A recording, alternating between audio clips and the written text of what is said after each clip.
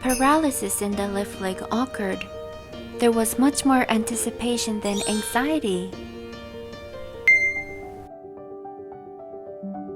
I had a herniated disc in my lower back, and it seemed that the nerve being compressed by the hernia was a motor nerve.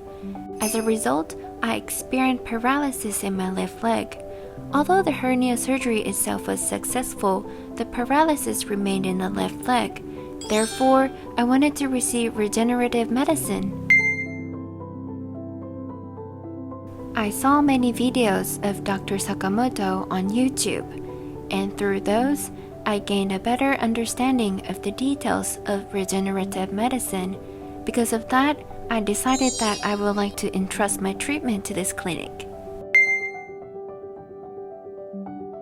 I did have some concerns because it was a treatment I had never experienced before, but my expectations were much greater than my concerns. My muscle strength was significantly different between my right and the left sides, but the abdominal muscle strength has increased. Until then, walking was quite difficult, or rather I could only walk in a strange way.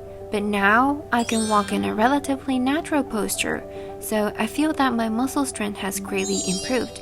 Also, the sensation in my left foot, from the sole to the ankle, which was completely absent, has returned significantly. Now, I can walk while feeling the sensation in my sole of my foot, which is a significant improvement. It's a very clean clinic, and I was pleasantly surprised. The inside is also very clean, and I like that. With conventional treatments, rehabilitation and medication are the main focus for managing plan. However, regenerative medicine aims for a higher level of improvement, and I have great expectations for it.